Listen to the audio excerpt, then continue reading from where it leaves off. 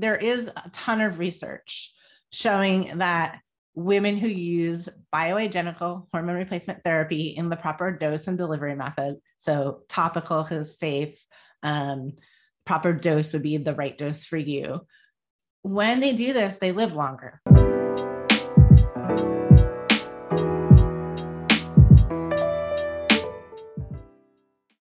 Hey there, it's Dr. Michelle Sands, and we are going to answer your questions today about hormone replacement therapy, menopause, all things hormones. And so we're going to get started right on time in about 3 minutes. I know I just turned it on and you guys are all piling in right now. So no worries, you're not late. I'm just coming on just to kind of give everybody a few minutes to pop in the room. This is pretty informal. There are no slides. There is no sales pitch. It's basically me answering your questions. We did do a webinar, and we did a few webinars actually earlier this week.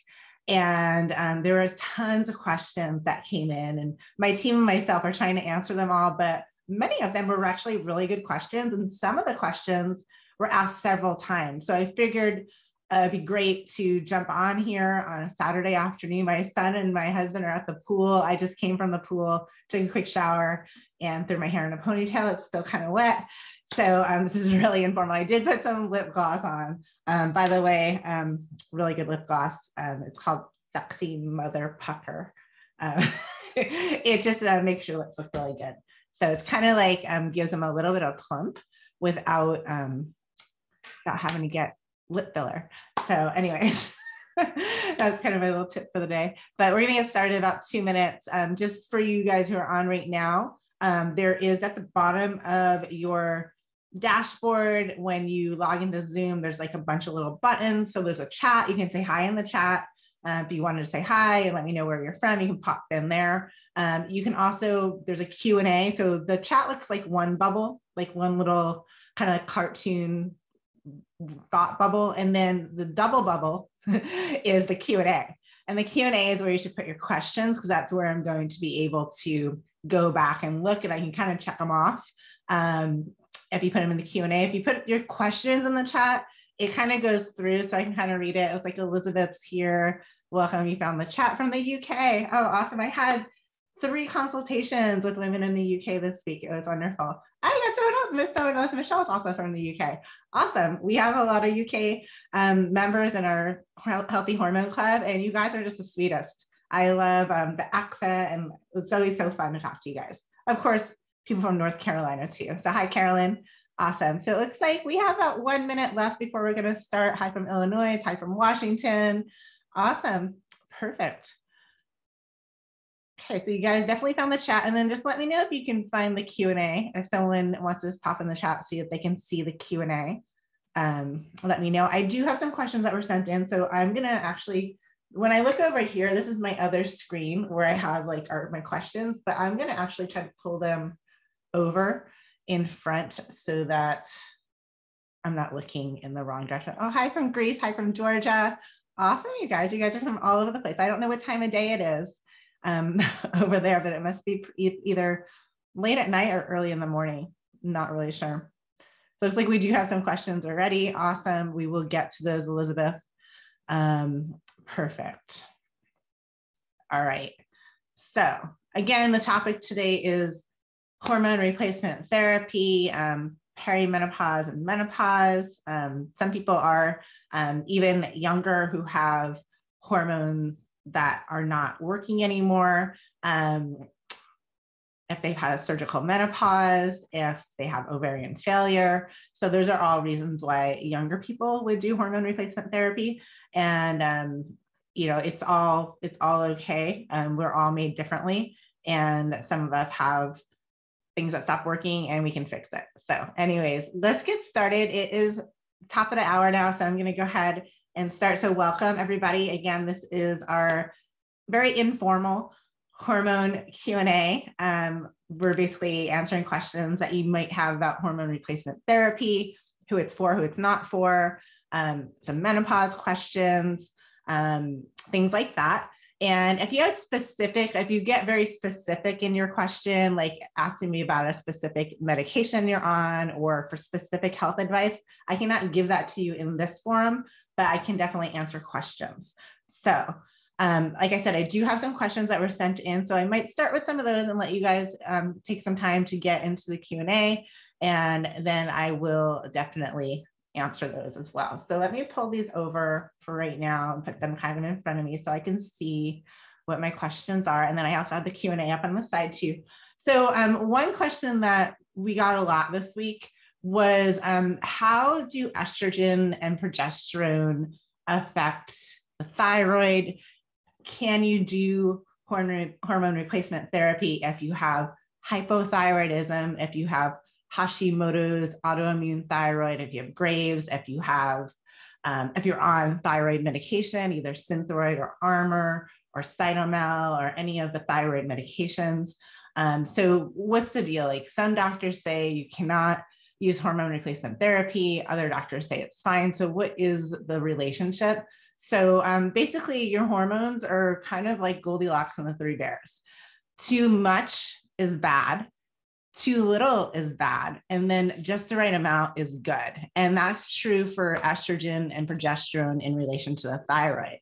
So how they impact the thyroid is kind of a few different ways. So estrogen stimulates thyroid growth. So if you have too little estrogen, so if you're in menopause and you're no longer making estrogen, you're not replacing it, or if you're in perimenopause and you're not making enough estrogen, that can result in not enough thyroid tissue, which can result in not making enough thyroid hormone. If you have too much estrogen, if you are either making too much estrogen or getting too much estrogen because your doctor is giving you hormone replacement but is not testing you, then overdosing estrogen, there are doctors that do very high doses of estrogen. We only do the dose that would be a physiological dose, so the dose that the body would expect to have to get to the optimal level. So too much can give you an enlarged thyroid gland. So too much estrogen, enlarged thyroid gland.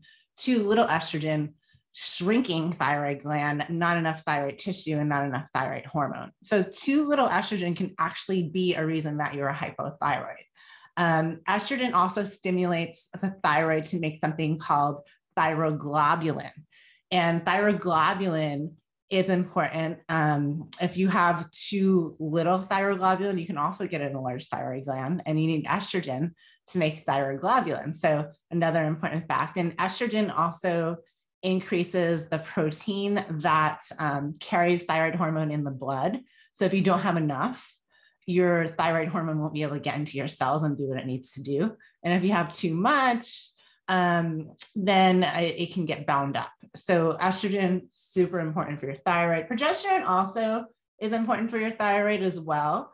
If you don't have adequate amounts of progesterone, then you can have too much bound up thyroid as well. And then also the thyroid is important for your ovaries to make progesterone. So it's kind of like a give and take relationship.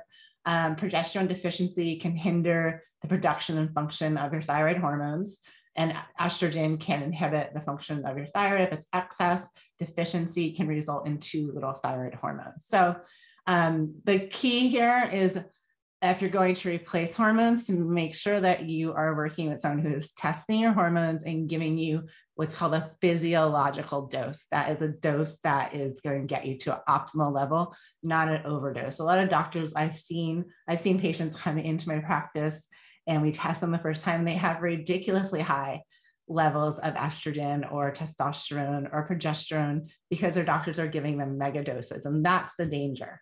So hopefully that's helpful. So that was the first question. Let's see. I haven't gone through menopause yet. Can I start hormones or do I have to wait? So that's a great question. You do not have to wait until you are officially in menopause to start hormone replacement therapy. Actually, the optimal time to start hormone replacement therapy is when you start getting symptoms of perimenopause, symptoms of low hormones. Those first symptoms are oftentimes things like insomnia, vaginal dryness, low libido, the little weight gain around the midsection. Sometimes you might have some hot flashes. You might also have brain fog. You might think you're going crazy, or you just can't concentrate anymore. And all these things are super common because estrogen is very important for your brain to be able to use glycogen for energy. So if your brain can't use the raw materials that it needs for energy, then you're going to have issues with temperature regulation. You're going to have issues with decision making. You're going to have issues with memory. And then if this goes on for a long time, you can start to get little plaques, amyloid plaques in your brain. And they've done the brain scans to show this for women who are in menopause versus women who are either not in menopause or on hormone replacement. And those with too little estrogen end up having plaques in their brain, and they are more likely to have Alzheimer's. So many things. But to answer the question, you can start as early as you start experiencing symptoms. And then what we do in our practice is we always test your hormones to make sure that the symptoms are actually symptoms of hormone deficiency, because there can also be overlap with adrenal issues, overlap with thyroid issues, overlap with stress. So we want to make sure that we're not just giving you hormones if you don't need them, but giving you the right amount for what you need. And oftentimes in early perimenopause, you may only need progesterone, you may need a little DHEA or testosterone, and you may not need estrogen right away. But the earlier you can do this, the earlier you can optimize your hormones, the more you're going to prevent loss of bone and feeling like you're going crazy and vaginal dryness and rapid aging. When we lose estrogen, our skin starts to get wrinkles. It starts to lose its collagen and elastin. So, like when you push on your skin, it goes like pops back out. That stops happening when we lose estrogen. And so a lot of times, like women will tell me, like, I'm using collagen in my coffee every day. Like, why is that not working? Well, if you don't have the estrogen, it's not going to work as well as you want it to. So that's why I'm a huge fan of hormone replacement therapy at a physiological level and using bioidentical hormones. So that brings me to the next question, which is, how do you know if your hormones are bioidentical? So we have a lot of women on the call today that are on hormones already, either prescribed from their doctor, well, obviously prescribed from their doctor, but maybe they're not sure if they're bioidentical and they're not sure if they're not bioidentical. So how you know? So the only hormones, our human hormones, the ones that we're talking about replacing, the sex hormones are estrogen, progesterone, testosterone, DHEA. Some people replace pregnenolone in early stages, but we're just mostly talking about estrogen. And there's two forms of estrogen that we replace. There's estradiol. It's estradiol, estradiol, and estriol. So estradiol is the main power hormone that does all the things that we think about with estrogen. And then estriol is a weaker form of estrogen that kind of is its kind of counterpart. And it helps with like dryness, vaginal dryness. It helps with some bones. And it also is cancer protective. So your body is used to getting those two estrogens together. We also make a form of estrogen called estrone. It's mostly made by our fat cells, doesn't really have any benefit. If you make enough estrone, you can convert some of that over to estradiol, which is the reason why we are most likely gaining a lot of fat in menopause. If you notice that it's really hard for you to lose weight, especially around the midsection, that's your body looking out for you. That's your body saying, hey, Janet, I see that you don't have any estrogen. So what I'm going to do for you is I'm going to try to store as much fat as possible. And those fat cells will make estrone. And if we get enough fat cells, you'll be able to get a little bit of estradiol. Unfortunately, that's not a very efficient process. And you have to store a lot of fat cells to get enough estradiol to help with any of your symptoms. So how do we know if they're bioidentical? It has to say estradiol, estriol, progesterone. And so if there's anything before the word estrogen or before estradiol, like sometimes it might say conjugated estrogen, or it might be a CEE, which is a conjugated equine estrogen. Those are not good. Those are synthetic. Conjugated equine estrogen is horse estrogen. And we are not horses. Horses have like 17 different types of estrogen. None of them are estradiol or estriol. So definitely don't want that. And then they also have ones that are called ethinyl estrogen or even ethinyl estradiol or methanol estradiol. You don't want those. So you don't want anything before the estradiol. It has to say estradiol, not estrogen. For those of my women in the UK, I know there can be an O before the estrogen. It could be O estrogen. That's how you guys say it over across the pond, as we like to say. You guys always put the O in front of it. That's it's correct in the UK, but in America, we just call it estrogen without the O. So that is fine. So you don't want anything before the estrogen. Now, progesterone, if it's bioidentical, it'll be called progesterone. If it's synthetic, it's going to be called progestin or medroxyprogesterone acetate. So you want it to actually say progesterone. So you want to make sure that there's nothing before or after those words except the letters USP. So USP stands for United States Pharmacopoeia. This is not going to be the case over in the UK, but here in the United States, those three letters actually tell you that the product, the actual estrogen or the progesterone or the testosterone or the DHEA that's in that container that you've just gotten, that it's what it claims to be, that the potency is presented on the label in the right amount, that's free from impurities, contaminants, or unwanted ingredients, and that it will actually dissolve and absorb into the body as it's supposed to. So there's a lot of online influencers, doctors, gynecologists that are selling their own hormone products, but they're not USP. And so you may have a bottle that has hormones in it. You may get a bottle that has no hormones. You may get a bottle that has synthetic hormones, and there's no regulation on it. And so we actually test women all the time that are on a brand of hormones that's sold by an online influencer, sold online without a prescription. And a lot of times, especially if it doesn't have the USP on it, their numbers do not match. And so again, just make sure it says estradiol, estriol, and progesterone. Those are the ones that usually get plagiarized, so to speak. I'm going to go to a couple more questions here. What about pellets? What are your thoughts? Pellets they have their benefits. So again, pellets are not, there's not a lot of regulation around pellets about what's actually in them. So that's one thing that I'm not a big fan of. Two, pellets are very hard to adjust dosing. So once you put the pellet in, if there's too much for you, there's nothing you can do. You have to wait until it dissolves. And then the other thing I see with the pellets, a lot of times women will notice that they feel really good in the beginning and then they start feeling not good after it kind of starts wearing off. And you have to wait, the 4 months or the 5 months or however long that pellet lasts, because it has to dissolve slowly. And then you also have to go into a doctor's office, have it medically inserted under your skin, and that's kind of a pain in the butt too. So those are the negatives. The positives, of course, you don't have to do anything. So once the pellet's in, you don't have to remember to take anything. You don't have to remember to rub any creams on your skin. You don't have to do anything. So for some women, I can see that being a benefit. We don't use them in our practice because we only use USP hormones, and we only use the safest delivery method, which is topical or vaginal, and we do both of those. Okay, let's see. I had HRT when I was pregnant, and my lining was not getting thicker. Okay. I'm currently trying to get pregnant. I'm awaiting a test. Okay.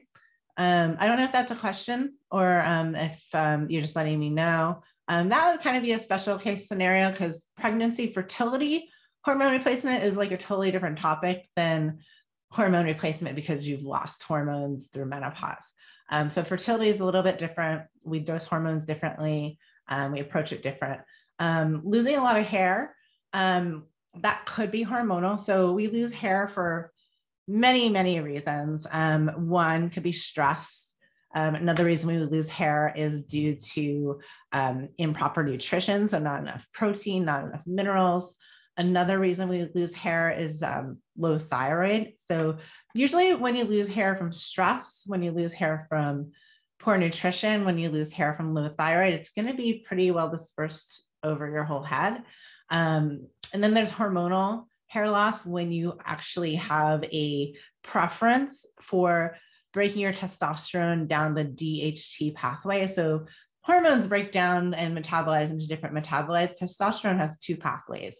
One is the less androgenic pathway, and the other is the more androgenic pathway. And if you break your testosterone, more of it, the majority of it, down that more androgenic pathway, then you can start getting female pattern baldness, which is going to be like where your part starts separating, where you start noticing the sides of your hair are getting really thinner. And that could be due to either too much testosterone metabolizing down the pathway or not enough progesterone and estrogen to balance it out. Because when our ovaries stop working, a lot of times we become testosterone dominant or androgen dominant. And then we don't have the progesterone, which is kind of like anti-androgen, to balance it out. And so, yes, it could be hormonal, it could be thyroid, it could be stress. But the good news is that generally after you treat those things, then the hair will grow back. The only time it doesn't grow back is when it is hereditary. So everyone will have hair thinning as they age. We have stem cells in our hair follicles, and they kind of expire after a certain point. And it's hereditary, it's genetic. And so some people lose their hair earlier, just like some people get gray hair earlier. And in that case, it's not hormonal, but we always test hormones to see where they're at, and we have a good idea if it's going to be hormone related or not. Let's see, how long is this program available at this price? I'm traveling now, very interested in having a few questions. So Carolyn, I believe it's like till, I think there's like 7 days from the day of the webinar, I'm pretty sure. However, you guys, I'm going to share a little secret with you, and I probably shouldn't be sharing this on a recorded webinar, but if you, like Carolyn, she's on this webinar right now, clearly she's interested and she has questions. I'm not going to penalize you for being on vacation. So if you shoot me an email to support@glownaturalwellness.com, or you reply to any of the emails that we send you, we would have sent you an email with the replay of the webinar. We'll send like some follow-up emails throughout the week. If you contact us in any way, you can go to our website, glownaturalwellness.com. Just let us know, like, hey, I'm on vacation. Can I have a few extra days? And we will always say yes.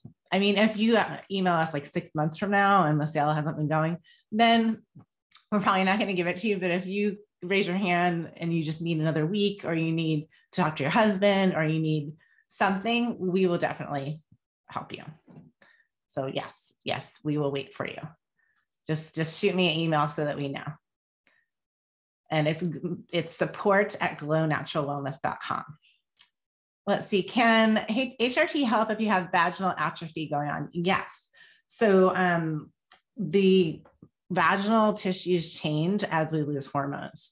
So just like we start to get wrinkles and laxity in our face, in our neck, in like our arms, we start to get crepey skin, we start to lose the integrity of our structure. The vagina, the tissues of the vagina start to kind of thin. We can start having painful sex. We can start getting dryness, but also we can start getting atrophy. So yes, it's not an immediate response, but over time on hormones, it can be reversed depending on how bad it is, how long it's been going on for. Sometimes if it's too far, then we can stop it from getting worse, but we may not be able to bring it back to its original state. Is HRT always necessary? Can it be addressed through diet and lifestyle? If not, when should we start to consider it? It's only 12 months after no period. Oh, is it only 12? Okay, so I did kind of talk about that, but this is probably mentioned before. But the first part of that question, that is really, there's no exact right answer. Now, there is a ton of research showing that women who use bioidentical hormone replacement therapy in the proper dose and delivery method, so topical is safe, proper dose would be the right dose for you. When they do this, they live longer. So you reduce your risk of heart disease, you reduce your risk of osteoporosis, you reduce your risk of gut infections, you reduce your risk of all-cause mortality. So these women are living longer. You also reduce your risk of Alzheimer's and dementia. So that alone is a reason why I will be on hormone replacement therapy, even if you don't have hot flashes and vaginal dryness and weight gain, irritability and brain fog and painful sex and all kinds of, even if that's not an issue for you, none of those things are issues for you, or you're not concerned about rapid aging or anything like that. The longevity part of it, I have a son who's only 7 and I'm 48 years old. And so I want to live for a very long time, as long as possible. And so if I know that keeping my hormones optimized for as long as possible is going to help that, then that's what I'm going to do.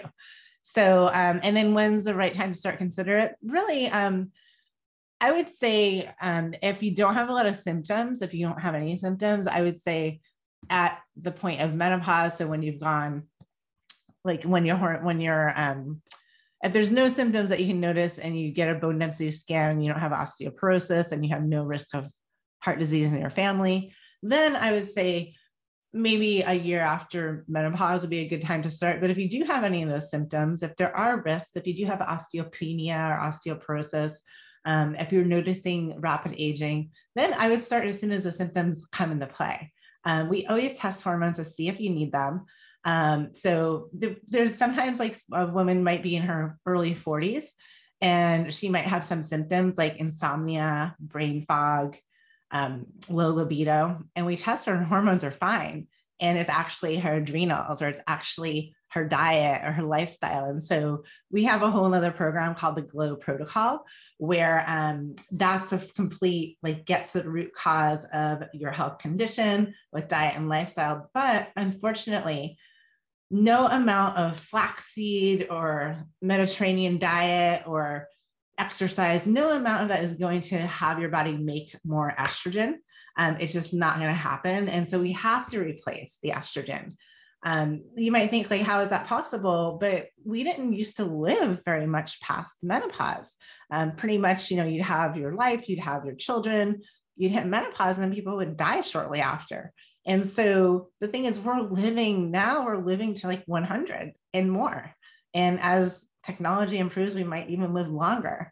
But we are unfortunately going to need to replace what we've lost in order for us to have our minds right, in order for us to feel good in our body, in order for us to maintain like a healthy muscle mass and feel good and be able to have intimacy with our mates. So in order for that to happen, that the quality of life feature needs to be there, and also the preventative feature. So the estrogen is important for your immune system, it's important for your gut, it's important for your brain, your bones, your heart, all those things.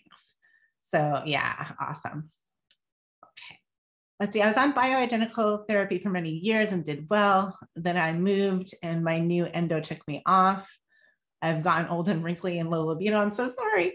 I'm on NP thyroid, don't know what to do. I would recommend getting back on hormone replacement therapy. I mean, see, there's some confusion in the conventional medical community, because doctors, MDs, and even NDs, like I'm an ND, there's no training on bioidentical hormone replacement in medical school.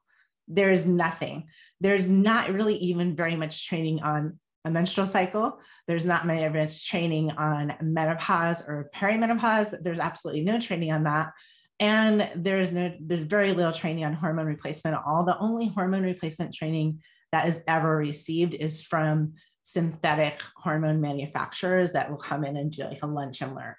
And so in order for doctors to have the education, they need to go to advanced continuing education after medical school through places like the American Association of Anti-Aging or special hormone schools. And so I have all of those trainings under my belt. And what is actually the truth is that most doctors who don't have the training, they lump synthetic hormones, which are dangerous and bad for you, and bioidentical hormones into the same like pot. So basically, it is true that for synthetic hormones, they can help symptoms. So they can help with hot flashes and insomnia and stuff like that. But the dangers are there. So the teaching is to only leave women on hormones for the shortest amount of time possible and never more than like 7 to 10 years. That's the cutoff time. But for bioidentical hormones, that's different. Those are life-giving. Those are health promoting. And so there is no expiration date for bioidentical hormones as long as you're feeling good, as long as you're getting tested on a regular basis. In our programs, we test every 4 months. And so we're just making sure that you're where you need to be, that nothing in your life has changed. And we want to make sure your hormones are always perfect. And so, yeah, I would totally recommend looking into hormone replacement therapy so you can have a quality of life you want. Yeah, so we offer hormone replacement therapy around the country and around the world through our Healthy Hormone Club. It includes all your hormones. It includes testing every 4 months. On your initial test, we meet with you. You meet with one of my hormone specialists or myself, and we go over all your hormones, your symptoms, and customize a plan for you. And then when you retest, we'll adjust your doses if needed. We also talk about thyroid and adrenals and stuff like that as well. And we help you out if you need help with diet or exercise, or, we had someone yesterday who had sleep apnea. So we gave her some natural solutions for sleep apnea. So there's a lot of different things that we do in that program, but mainly we're replacing hormones to make you guys feel better. All right, let's see. Here's a good question. So what if I have factor V lead-in? So some of you may not even know what that is. So that is actually an inherited blood clotting disorder that involves a mutation in a specific protein, the factor V protein. And so those with this mutation have increased risks for clotting, and sometimes clots can be life-threatening. So for that reason, most of the time women are advised against using hormones at all, but it only really means oral hormones. So oral hormones taken orally, either a capsule or even sublingual, anything taken by mouth, even bioidentical, these hormones have to be processed by the liver. And when they're processed by the liver, then the liver actually creates clotting proteins. And so this increases risk. Topically applied hormones like hormone creams are safe for people with this mutation because they don't have to be broken down by the liver. They don't create the clotting proteins. So they do not pose any additional risk. Okay, let's see. On postmenopausal and bioidentical hormones, I've heard you mention that it's wise to be tested every 4 months to ensure that you're still using the right dose. What tests do you recommend using? We use either blood spot or saliva tests in our practice. The lab that we use is called ZRT labs. Do you have a recommended cream or liquid form of bioidentical hormones? Yeah, I actually recommend like a cream or a gel. Does this include progesterone? Yes. No, the doctor says progesterone is better in pill form. I don't believe that to be true, because most of the time, many women, in order to get the right dose of progesterone, they have to take so much. So in oral hormones need to be a 5 to 7 times higher dose than topical hormones for the same effect, because oral hormones are going down your throat, into your gut, through your liver, and a lot of it gets lost along the way. For some women, the majority of it gets lost along the way. And at that higher dose, a lot of women start to get nausea, they start to get bloating, water retention, and negative symptoms. That does not happen with topical progesterone. So it works just as good. A lot of doctors also will say that you don't need progesterone if you're not in childbearing years, or they might say you don't need progesterone if you don't have a uterus. That is not true either. Progesterone is very important for our brain, for sleep, for our mood, to be calm, also for hot flashes. So many things progesterone is important for. So never let a doctor tell you don't need progesterone. Let's see. All right, I'm getting through the questions. I'm keep answering them. So if you have more, don't worry, I'm going to get to them.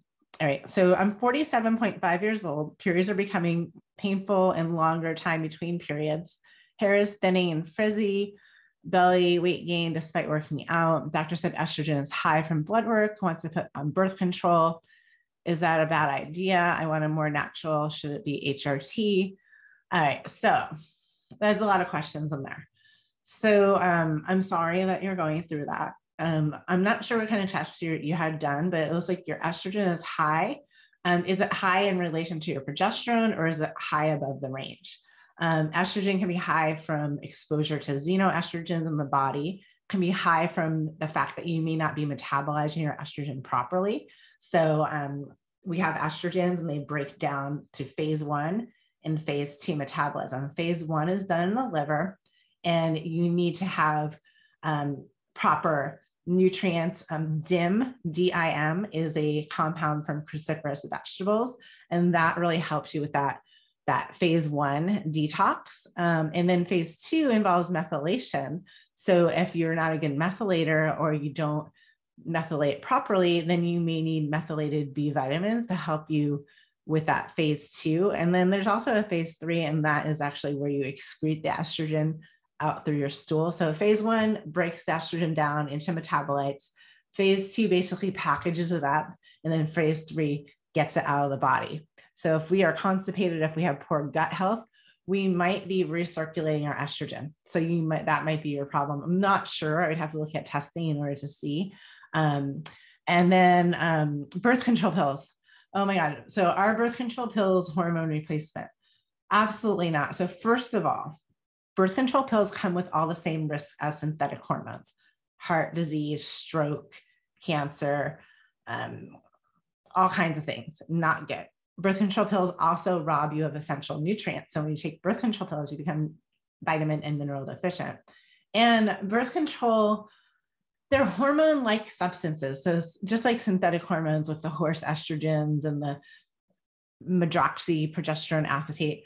They're basically hormone-like substances that suppress your own hormones so that you don't get pregnant. And so I guess your doctor's trying to suppress your estrogen by giving you synthetic hormones that are dangerous. Where on the other hand, hormone replacement therapy, that aims to replace the hormones that we lost due to perimenopause or menopause or surgical menopause, like a hysterectomy. And so I don't recommend that. I would recommend seeing why. I'm a naturopathic doctor, so we always look at root cause. There's a reason why your estrogen's high. Let's find out what that is, because that is going to be what's going to provide health in the long term. Those of people who have high estrogen, if they don't have the proper metabolic pathways, and if they're not detoxing their estrogen, that can lead to more problems down the road. It can lead to DNA damage. It can lead to different types of cancer. So we really want to understand why your estrogen's high and why you're not detoxing it well. So that's number one. Number two, we don't want to put substances in the body that are going to cause harm. That's not good. So yes, definitely, I would recommend possibly getting a Dutch test. A Dutch test is called the dry urine test for comprehensive hormones. It's by Precision Analytical is the lab. You can order it through us if you wanted to. And then there's also other labs like Meridian Valley Lab and ZRT labs. They also do hormone metabolite tests. So just to see how your hormones are breaking down and getting out of the body, I think that would be a good one. I don't know if your doctor would be open to running that for you, or you can order it through us and we would give you a whole analysis. So that would be the way I would go. I would not, definitely would not take birth control pills for that reason. On the same note, someone else had asked if you can get pregnant while taking hormone replacement therapy. Yes. So birth control pills, again, they're suppressing your natural hormones to prevent you from getting pregnant, prevent you from ovulating. Hormone replacement therapy, on the other hand, that is replacing your hormones. So if you still are releasing eggs, if you're still ovulating, yes, you can get pregnant on hormone replacement therapy. And if you're already on birth control pills and you add hormone replacement therapy, it can, not all the time, but it can sometimes make the birth control less effective. So those are all things to think about. Awesome. All right. With your regular testing, do you test thyroid, T3, T4 as well to make sure we're on the right dose of levothyroxine, or do we need, no, we can definitely add any testing. So if you are in our hormone replacement program, the standards, we're going to test the hormones we're replacing. So we're going to test all your sex hormones, your estrogen, your testosterone, your progesterone, because that's what we're monitoring in that program. However, you can add on, and many people do, thyroid panels, full thyroid panels. So we're going to look at your TSH, your T3, your T4, free and total. We're going to look at your reverse T3. We're going to look at your thyroid antibodies. We're going to look at your thyroid globulin. And so thyroid panel, you can add a cholesterol panel, you can add blood sugar, you can add adrenals, you can add gut health. So we offer a wide range of testing, and you can definitely have access to all of that. We may recommend it based on your symptoms. And if you're on levothyroxine, you may need to also be on T3 as well. So that's T4. A lot of times people have issues where their thyroid is not producing enough thyroid hormone. And that's where the levothyroxine comes into play, because it adds more inactive thyroid hormone to T4. But sometimes people have issues with converting the inactive T4 into active T3. And that conversion, if it doesn't happen, it doesn't matter how much levothyroxine you take, if you're not good at converting it, or you don't have the nutrients that are necessary, or there's another issue going on. If that conversion doesn't happen, then you're not going to feel good. And so that's why a lot of people on thyroid medicine don't actually feel good, because their standard Synthroid is the brand name of levothyroxine, and that is like the #1 prescribed thyroid or medication for women, period. And unfortunately, most doctors will only test like TSH and maybe T4, and they'll just prescribe the levothyroxine, and they'll never test your free T3 or your reverse T3 or anything like that to see why. Is estradiol dangerous? How much is too high on a blood test? What is the ratio of progesterone and estrogen you want to have? So that's a great question. So a lot of people think that estrogen is dangerous. There were some studies back in 2002, the women's health studies, that were actually stopped early because they had a lot of errors. And unfortunately, they did put out some erroneous information to the press that talked about how hormones in general, these are synthetic hormones, but they just call them hormones, that they increase the risk of breast cancer and all different types of cancers. So 7 years later, the studies were rehashed and they were re-audited, and they found that was absolutely not the case. And even the synthetic hormones in the study did not increase cancer risk and didn't increase heart attack risk or anything like that. But the news was already out. So while many doctors, even today, even despite all the research that is now available, will say that estrogen causes breast cancer. However, there is very, very good research from the American Congress of Obstetricians and Gynecologists, so the ACOG, and they published data that says data does not show an increased risk of cancer, breast cancer, or breast cancer reoccurrence for women undergoing treatment for breast cancer or those with a previous history of breast cancer using bioidentical estrogen. Or they actually just said estrogen in general. So in addition, they talked about the long-term benefits for prevention of Alzheimer's, prevention of heart disease. And there's actually a really good book. I want to say it's called, Estrogen Matters. So it's by a doctor who did many, many years of research, including clinical research and research in his own practice. And he came up with all these studies and all this information about how estrogen does not cause breast cancer. And if you just think about it, who are the people that get breast cancer? Is it women in their 20s mostly, or is it women who are older in like their menopausal years, perimenopause and menopause? Those are the women who have less estrogen. And those are the ones who end up getting cancers, not the women who are on bioidentical hormones or the women who are at their height of their reproductive years. So you can look at the book Estrogen Matters, really good book, has 20 years of research. This is actually the doctor who wrote the book is an oncologist. So he's a cancer doctor. So very, very good information, lots of peer-reviewed studies in there. And then we also have a lot of studies as well. All right, let's see. Oh, the ratio of progesterone to estrogen. So we like it to be between 100 and 500. So progesterone divided by estrogen, the number should be 100 to 500. That's a big range, right? It's because we're all different. So some women feel best at 100, other women feel best at 250, other women feel best at 500. So we want you to be in that range. And then we also look at your symptoms. So whenever we do testing, we do a detailed symptom analysis to see how you feel at that dose. All tests have ranges, and not everybody feels great at the specific range. And so it's all customized. We're all different. We all have different heights. We all have different eye colors, and we all have different optimal progesterone to estrogen ratios. You just want to be in that range to be what's called, what we consider optimal. What do you think about wild yam as opposed to hormone replacement? So wild yam does nothing for your hormones. So the reason why the confusion comes in is because there is a chemical structure inside a component that's in wild yams and also in soy, but more commonly in wild yams.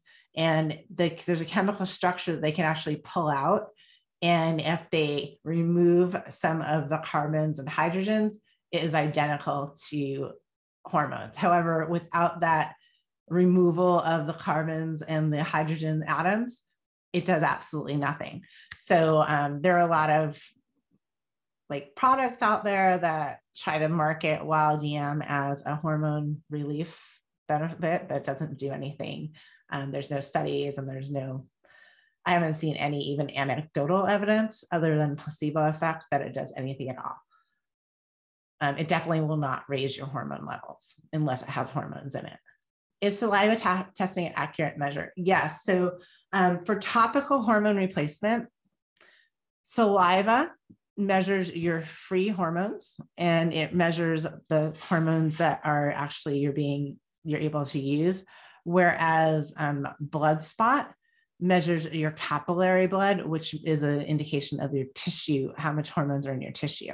Now, blood testing, like you go and you get a blood draw, that's fine if you're not on any hormones at all. But if you're on topical hormones like creams or gels, they're not going to show up on a blood test. Same thing with the Dutch test that I just recommended earlier. That's great for looking at what your body's currently doing, but because that is a urine metabolite test that actually does not measure what's in the tissue. Because remember, when we apply topical hormones, they're actually going into the bloodstream and into the tissues, and they're not going through the liver and digestive system and all throughout the bloodstream. And so you cannot measure topical hormones with blood draw serum or with urine, but you can measure them with saliva or blood spot. In fact, I have many women who come to me and their doctor has been measuring their hormones with serum, and they keep increasing the dose because the hormones aren't showing up in the test, and the women are feeling terrible because they're on these ridiculously high doses. And then we do their saliva test and we see their hormones, their estrogen is sky high, their progesterone is really high. And with hormones, again, it's like Goldilocks. So if you have too little, you start to get symptoms, but if you have too much, you get the same symptoms. And so once we're able to dial it back and give them the correct doses, they actually feel better. What age should we begin to wean off hormones? When you decide you don't want to be on hormones anymore. There is no age that you have to wean off your hormones. If you're on bioidentical hormones, if you're on synthetic hormones, as soon as possible, like today, and you don't have to wean off hormones either. So you can just stop taking them. And what happens is when you stop taking hormone replacement, your hormones will go back to the levels that they would be without replacing them. So yes, you'll probably get some of your symptoms back, but it doesn't matter if you slowly decrease the dose or if you just stop it. It's the same thing's going to happen. You're going to go back to less hormones, or you're going to go back to a hormone depleted state once you are off your hormones. So do you have to go off? No. If you need to go off for, financial reasons, if you want to go off for religious reasons or just because you don't want to do it anymore, that is entirely your decision. Some women will say they only want to be on their hormones to deal with their hot flashes, and then they might go off and they don't have hot flashes anymore, and then they get diagnosed with osteoporosis, and then they'll come back and want to get back on. Because don't forget, the long-term impacts of being on your hormones is a longer life, less heart disease, less dementia and Alzheimer's, improved bone health, better immunity. So those are the benefits of staying on, and most women decide to do that. How can the endometrial lining be thinned? Well, the most common way is when there's a proper amount of progesterone to estrogen. So basically estrogen will build up the lining and progesterone will thin it back out. If you have endometriosis or an issue where you have an overgrowth of the lining, then usually it's a more in-depth looking at the root cause. It could be inflammation, it could be a lot of different things. So that would be something that would require like a case review. Elizabeth is losing clumps of hair, very stressed at the moment. So just for your information, so definitely try to do all the things you can do to reduce stress, whether it can be going for walks outside, journaling, meditation, mindfulness, whatever you can think of, whatever floats your boat, yoga, Tai Chi. But just remember, once you reduce the stress, once you get the stress under control, also adrenal adaptogens can be helpful, and balancing your hormones can be helpful to allow you to deal with stress so you don't fly off the handle for nothing. We can both have the same experiences. So two people can have the very same experience, but if somebody is balanced, you're not going to be able to tip them over. If someone has, they have good levels of estrogen and progesterone, good levels of DHEA and testosterone, and something bad happens, a lot of times they can kind of handle it. But if you don't have enough progesterone, you might have anxiety and depression already, and something happens and it's like a nightmare. And so balancing hormones can definitely help. But what I was going to say is that once the stress is resolved, it usually takes about 3 months for the hair to grow back. So your hair loss today is a result of what was going on 3 months ago. That's how it's reflected, because your hair has all these different phases of growth and rest, and then of falling out. And so it takes 3 months for it to catch up. What hormones are affecting my emotions and vice versa? What role does extreme stress play in all of this?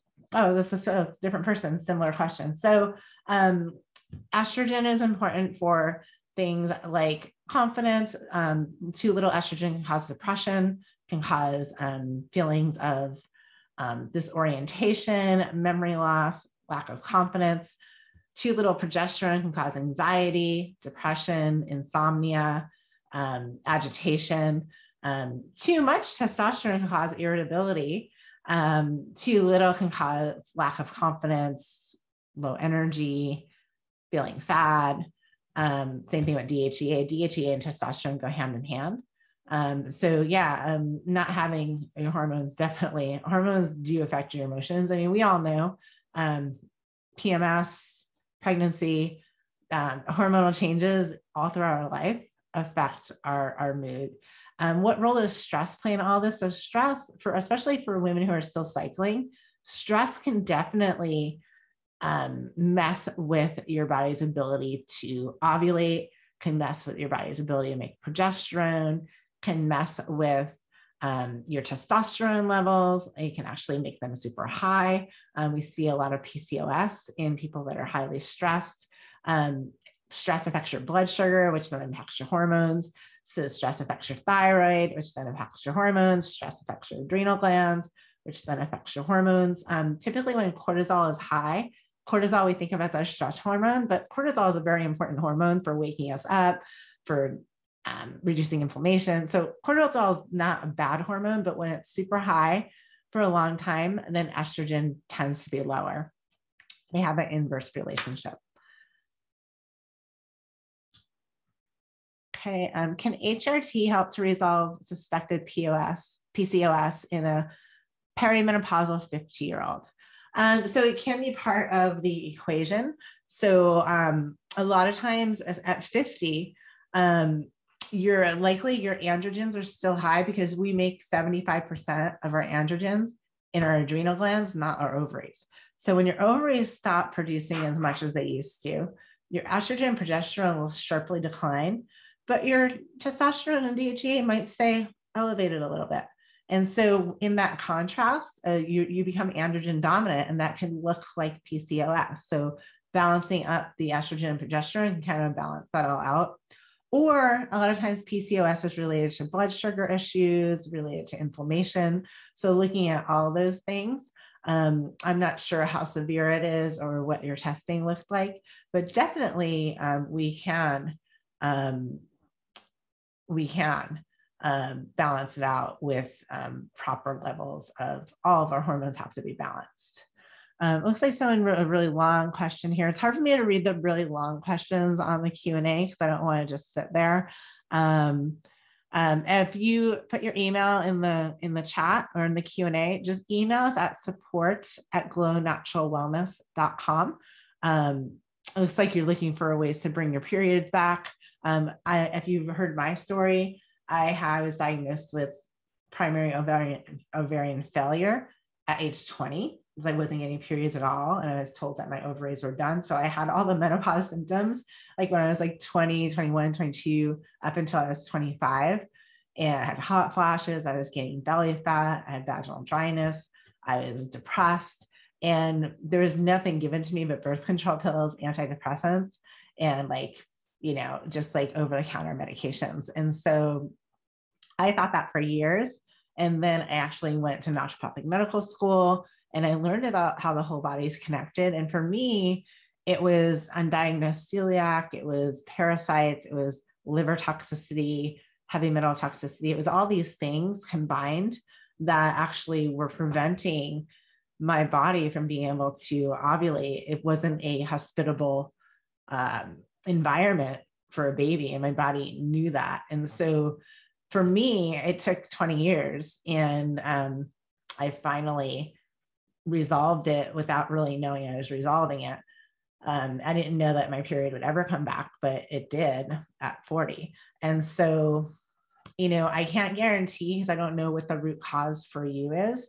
However, feel free to email and I'm happy to look at your case and see what I can do. If your initials are CR, you put your question in the chat. I'll look over there in a second. Let's see. Okay, Renee says, I thought you all only did I thought you only did pellets. Nope, don't do pellets at all. But, one reason I don't do pellets because our practice is virtual, right? So I can't come through the internet and insert a pellet into your skin, but also because it's easier to adjust dosing and it's safer to do topical. Let's see, I'm only on 0.5 milligrams of estradiol orally prescribed by my pain specialist because my gynecologist and nurse practitioner doesn't recommend. I'm 58, almost 59, strong history of Alzheimer's in my immediate family.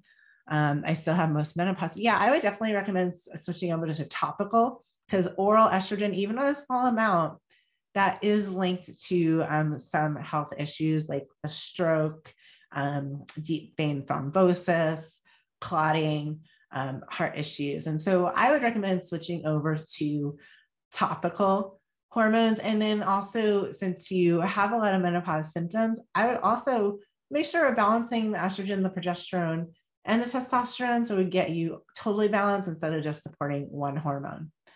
Does regular periods mean low hormones? So irregular periods are very, very common in the years leading up to menopause. So some women can start age 30, some women 35, some women 40, 45. But in the years leading up to menopause, you're going to have sometimes where you skip an ovulation or you have a double ovulation. And so that doesn't necessarily mean your hormones are imbalanced. It just means that you're getting to the end of your reproductive years. Now, if you're younger and you have irregular periods, it typically does mean something's off. It could be stress. Again, it could be for a lot of women and a lot of teens and young girls, it's over exercise or over restriction of fats because our hormones are made of fat. But again, it could be stress, or it could be a nutrient deficiency. It could be all kinds of things that can affect our bodies are all related. So you can be on a medication, it can affect your cycle. You can have trauma or stress that can affect your cycle. You can be overweight, it can affect your cycle. You can be underweight, it can affect your cycle. So if you're in the perimenopause years, it's quite normal. It doesn't necessarily mean you have a hormone imbalance. If you're in the earlier reproductive years, then yes, it generally does mean that there's something out of balance and you're not ovulating on a regular basis. But again, regular period is anything from 24 days to like 35 days. That's considered normal. We all have this, I don't know, this kind of thought that everyone's supposed to have a 28-day cycle, and that's not, we're all individual again. Carol, thank you so much. Yeah, definitely reach out to me. We'll get you hooked up with your hormones. What are bioidentical hormones made from? Plant material or what? Yeah, so I don't know if you were just listening to our conversation about the wild yam cream. Well, there is a compound in the wild yam. Our hormones are made of organic, from the organic wild yam. There's actually a chemist has to go in and extract diosgenin. That is the chemical compound inside the wild yam. And then he has to remove a few of the compounds, and that becomes a USP hormone. It can become estrogen, it can become progesterone, it can become testosterone, or it can become DHEA. They're all made from that diosgenin because it's very, very similar to the chemical structure in our body. And then once you remove those different carbons, atoms, carbons and hydrogens, if you know what I'm talking about, like, you know, those little chemical structures that you see in chemistry class, once you remove them, then it becomes identical to our body's hormones. So identical. So when you put it in, your body knows exactly what it is. It fits like a lock and a key, and there's nothing weird happening. Body identical. Someone asked about body identical, what that means. I believe that's the UK way of saying bioidentical. It just means the same thing, biologically identical or identical to our body. Here in the US, we say bioidentical, but I believe in the UK, they say body identical. So, about how long does it take to stop stress incontinence after taking 0.5 gram of progesterone and 2 grams of estradiol? It depends if your stress incontinence is due to low hormones or due to something else. It's called stress incontinence because it's usually due to stress or something that's stressing the system. So it may not be, the root cause may not be if you've been taking those hormones for a year. And it's likely something else. It's likely you need something else, possibly pelvic floor therapy, something like that. Does high FSH cause hormone imbalances? No, high FSH happens due to hormone imbalances because FSH is follicle stimulating hormone, and that becomes higher when your brain is telling the follicle, so it's trying to stimulate the follicle. So your brain's like, come on, stimulate the follicle. Hey, stimulate the follicle. And it's yelling, yelling, yelling, and it's trying to get the follicle to release an egg or to grow. And so it has to keep sending that follicle stimulating hormone. So that's a sign that you're not ovulating, that maybe you're running out of eggs, that maybe something's off. My doc tested hormones and said they were normal post-menopause levels, but I have vaginal changes and symptoms. Does your lab test more precisely? Okay, so that's a great, I'm so glad you asked that question. So normal postmenopausal levels are very, very low hormones, and normal postmenopausal symptoms is vaginal dryness, hot flashes, irritability, night sweats, insomnia, depression, anxiety, vaginal dryness, painful sex, low libido, brain fog, heart disease, osteoporosis. Those are all normal for postmenopause. So when we're looking at hormones, we're looking at what is the optimal level of hormones for a woman, not a woman who's old and dried up, not a woman who's at the end of her life. We're looking at normal, healthy levels so that you don't have the vaginal dryness, so you don't have the symptoms. And that's different because yes, it is normal to, at the end of, and when you hit menopause, for your hormones to go low, but it's also normal to have all those symptoms and to die younger and have osteoporosis and heart disease. But the reason why you're on this training right now or this Q&A is likely because you don't want to be normal for menopause. You want to be normal for an active, healthy, vibrant woman. And so that's what's different. Yes, your doctor's right. It's normal for menopause. Like if you go to the doctor, one of my best friends was just at the doctor and she was trying to get hormones prescribed. And so she told him about her depression, and she told him about her vaginal dryness and a low libido and her night sweats and her hot flashes. And he's like, yeah, that's all normal. Like you're 48 and you have kids. And of course you have all those things. It's normal. Don't worry. And he offered her antidepressants and he offered her birth control pills. I was like, what? That makes no sense. But yeah, I mean, it is normal, but it's not optimal. Great question. I'm low on DHEA. Okay. Yes. You probably want to replace that. I don't know what the rest of your hormones are, but DHEA is made by your adrenal glands mostly. It's also made a little bit by your ovaries, but mostly by your adrenals. Let's see, I'm 67 and overweight. Is it too late to begin? My mom died of breast cancer at 89. I live in Asheville. It's not too late.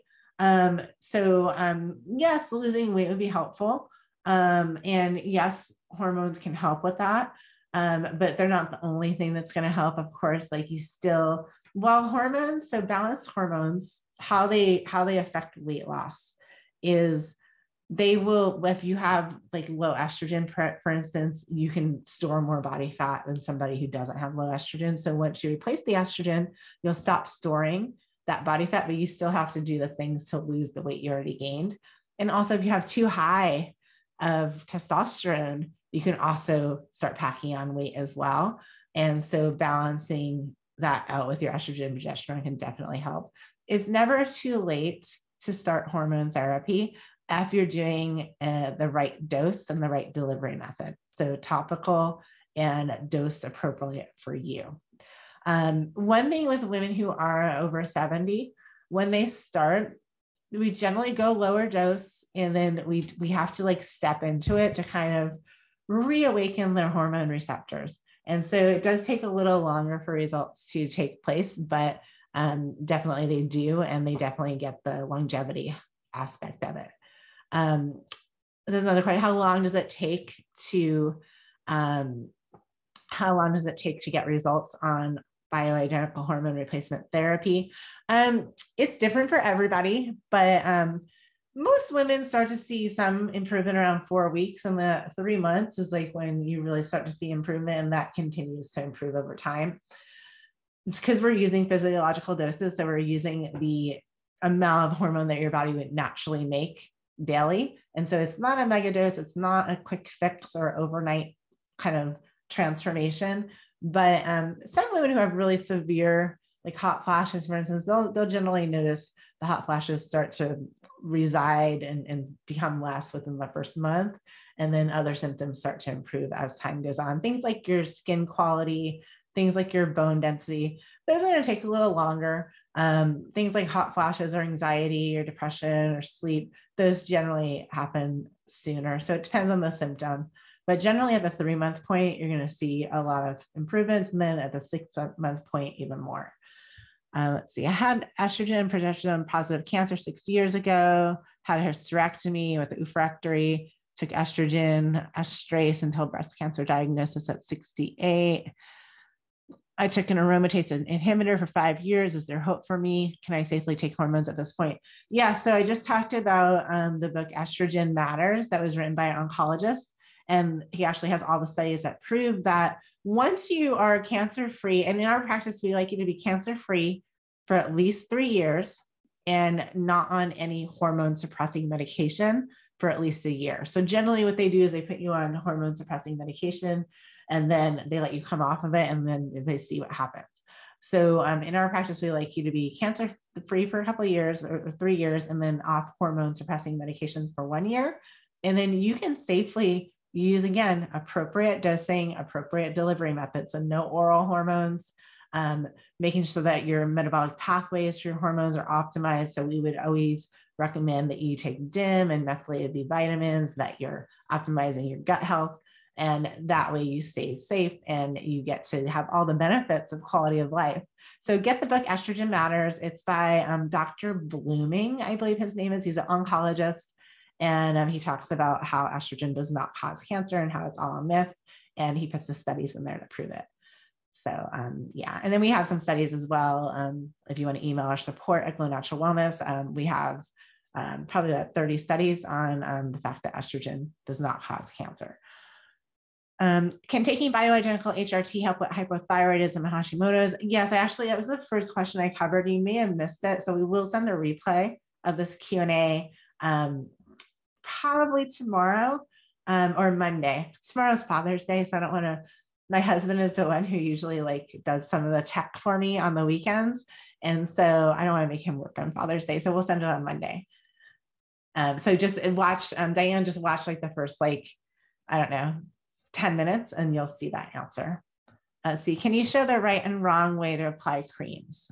All right, so yeah, so hormone creams should be applied on the thin areas of skin that do not have hair follicles, because hair follicles will actually start to metabolize the hormones and can alter like their state before they get to the tissue. So the areas that we like to use them are on your inner forearm. So if you put your palms facing up, you look down inside your forearm from your elbow to your wrist.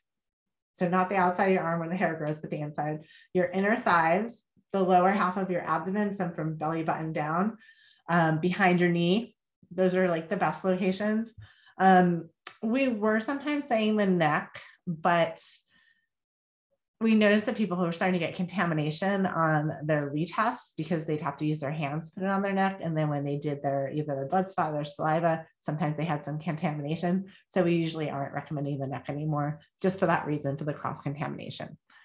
And then you just rub them in for about 30 seconds. It depends on the creams that you use. So ours, again, are USP hormones, and they are all natural, plant-based, and they absorb super quick and completely with no sticky residue, no mess, no nothing. There's some hormone creams on the market, and it actually took me probably about 2 years to come up with the exact formulation I wanted to use in my program, because a lot of the creams that were plant-based and all natural didn't have things like EDTA and harsh toxic substances that help the hormones get into your skin.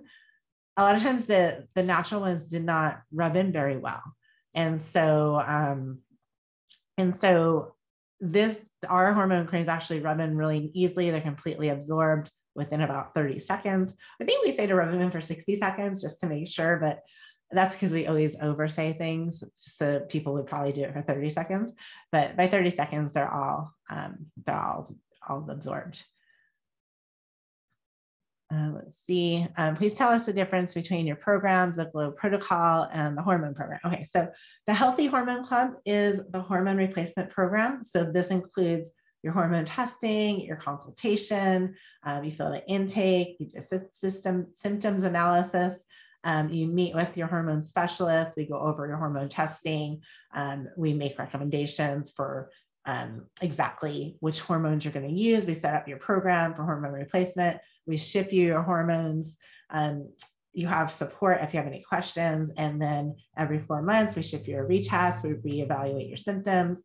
We adjust your dosing if necessary. And so that is all your hormones are included, all your testings included, all your supports included, your consultations included, all of that. So that is the hormone replacement program.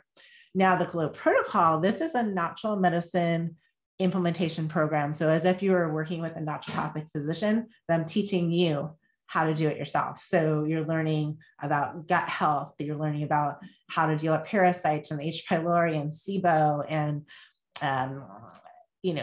dysbiosis, and how to deal with GERD and low stomach acid and high stomach acid, and how to optimize your nutrition, how to optimize your absorption, how to get nutrients from food, and when you need to supplement.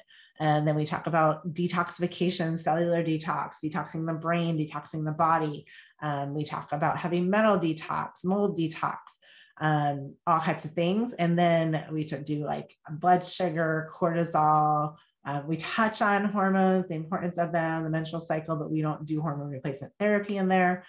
We offer all types of lab testing. We do mitochondrial health. We do cardiovascular health. So basically you are learning to think like a naturopathic physician. You're learning to read your lab tests. You're learning to, you're learning all my protocols. All my protocols are in there for pretty much everything. We meet every week in a format similar to this. in the GLOW protocol for a weekly coaching call so you can get support. We also have a team of coaches where you can have additional appointments with them. So that's the two different programs. So one's strictly hormone replacement. The other one is pretty much everything else. I would recommend both, but the GLOW protocol does require work on your part. So it requires changing your diet, changing your lifestyle, watching videos, completing protocols, doing things like that. So they're both great. So if you have, if for some reason you don't want to do hormones or you can't do hormones, you can get a lot out of the GLOW protocol. And so you have chronic Lyme and mold. Does that need to be healed first before taking HRT? No, it doesn't have to be healed first. I would recommend working on it concurrently, at least. But we do have a lot of women in our hormone replacement program that have mold toxicity or Lyme or Epstein-Barr, different conditions. And most conditions are helped when your hormones are balanced, but it's not going to solve, of course, those issues. That's going to be detoxification, that's going to be optimizing gut health, that's going to be optimizing mitochondrial health, all of those things. Can you send lab test requests to my local lab, which takes my insurance? No, these types of lab, we use a specific lab for hormone testing. It's not your typical lab that does a blood draw, and we don't work with any insurance companies or anything like that, because most insurance companies, I would say 99.9% of insurance companies are not going to cover hormone testing for the purpose of improving your quality of life. They will only cover hormone testing if there's a diagnosed disease that they're going to recommend a pharmaceutical for. Yeah, so progesterone to estrogen ratio is 100 to 500. Yeah, so basically, if you take your progesterone number and you divide it by your estrogen number, your answer will be between 100 and 500. What's perfect for you is going to be different. Everybody's individual. So you personally might feel best when your progesterone to estrogen ratio is 300. Your best friend might feel better at 150. I would say most women feel better between 200 and 400, but that's just an average. Can you give specific references for research? I can't do that in this format, but if you email our support, we will send you a PDF with all the research studies. If taking a Troche of estrogen and testosterone or progesterone is not topical, is saliva the best testing? Yeah, saliva can still you could, but if you're doing oral, then you can do saliva, you can do blood spot, you can do urine, or you can do serum. So you can do any of the testings if you're taking oral. But for topically applied hormones, either patch, a cream, a gel, a spray, anything that's topical is going to be, you need to monitor it with saliva or blood spot, but non-topicals can be monitored anyway. What are the bioidentical hormone cream main ingredients? You can go to our website, glownaturalwellness.com. You can click on hormone replacement and you can go to the frequently asked questions and you'll see all the ingredients. Do you ship your hormone treatment to South America? I believe so. We ship to nearly every country, except there's been a couple countries, the strange countries that are not accepting any international shipments due to COVID. So that would be the only reason why we could not ship to you. What test do you use to determine how much topical? I already went over that. It is a blood spot or saliva test, only available to doctors. So you can't, consumers cannot order it. You have to be a doctor to order it. Do you monitor ratios of 2OH to 4OH? So you're talking about the metabolites. Yes, we can do that via the Dutch test, but that is not the same test we would use to monitor your topical hormone replacement. That would be, in addition, we'd be looking at the metabolites. What impact would hormones have on a 72-year-old with osteoporosis and Hashimoto's? Probably a great impact. Definitely will help with your bone health, will help with heart health. Hashimoto's is an autoimmune condition. So as long as your hormones are balanced, it's not going to improve it, but it's not going to make it worse. So yeah, there's not much we can do hormone-wise, but Hashimoto's can be improved with the anti-inflammatory diet and reducing inflammation, optimizing your immune health. What symptoms should I be on the lookout for if I have Hashimoto's and just got 100 milligram time-release testosterone implant? I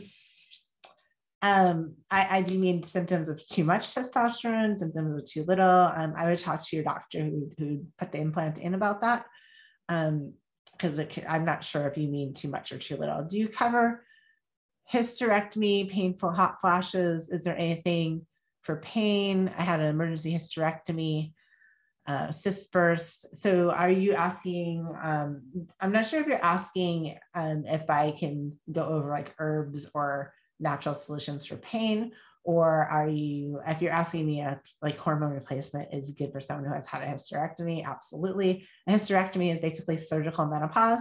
So while most women will go through a state of perimenopause where the hormones will start to decline, and then menopause where it just drops off, surgical menopause, you can be at the height of your hormones, or you can be at the end of your hormone journey, and then you're forced out of it. And so it's usually pretty abrupt, usually causes a lot of symptoms.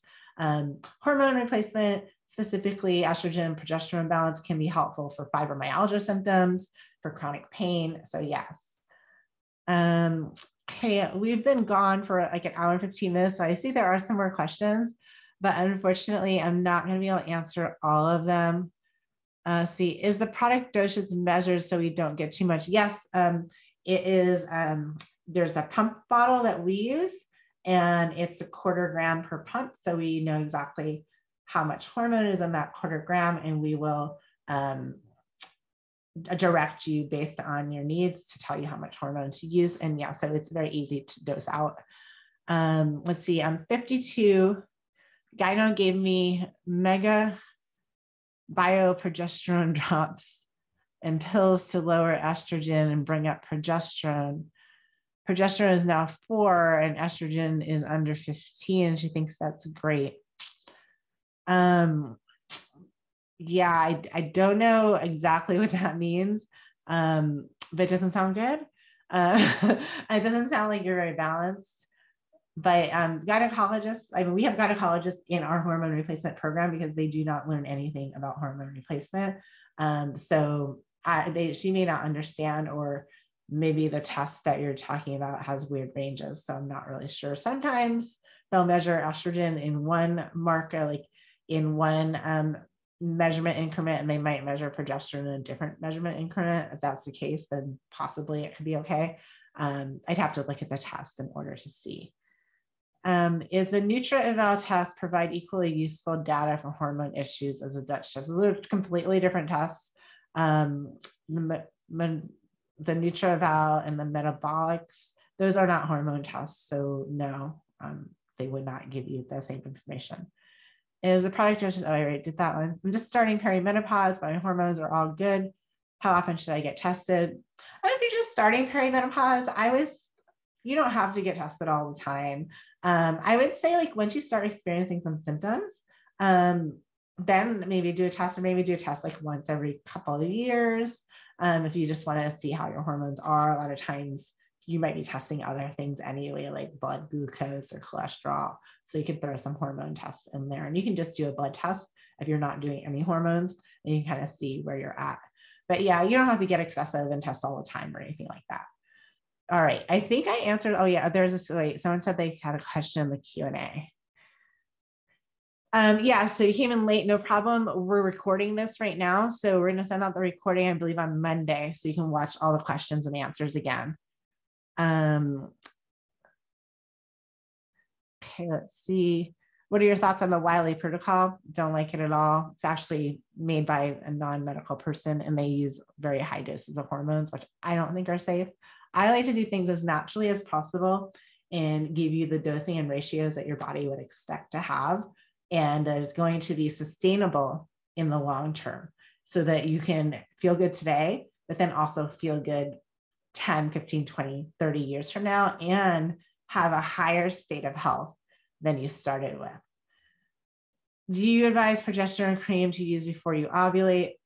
So for those women who are still cycling, We generally will use progesterone, will mimic the natural cycle, and we'll use progesterone either right before or right at ovulation till the end of the cycle. But it's different for everybody. If you have irregular cycles, we'll change that up. If you have no cycles anymore, we'll change that up as well. Can HRT help fibrocystic breasts to disappear or get worse? So actually, when balanced, when you have proper estrogen, progesterone balance, and you have good estrogen detox, which we do help you with in our hormone replacement program, then yes, you can completely resolve fibrocystic breasts. All right, I know that there are some more questions in the chat, but I will download the chat so that I have that, and I'll go ahead and answer some of those questions either in another Q&A or via email or via blog. I'm also thinking about just popping on like Instagram or Facebook and answering just some questions as well that I didn't get to. So don't worry, I will get your questions answered. Thank you so much for showing up today. I hope you guys all have a happy Father's Day.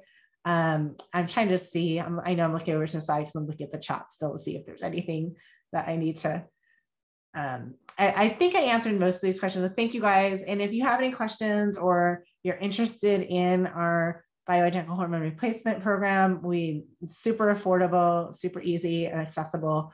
You can go to glownaturalwellness.com and do the drop down on work with us, and you can read more about it. But we will send the link to the program when we send the replay. So you can just hang out for them, just enjoy your Sunday. Don't rush, don't worry about it. And then you can also just email us, support@glownaturalwellness.com. Feel free to email me anytime. It's myself. I have a team of nurses, a physician assistant, health coaches. We have a great team, and we're all happy to help you. We love seeing women feel better and really empower them to live their best life. So thank you guys. Have a wonderful day. Have a wonderful weekend. And I will talk to you guys soon. Take care. Bye-bye.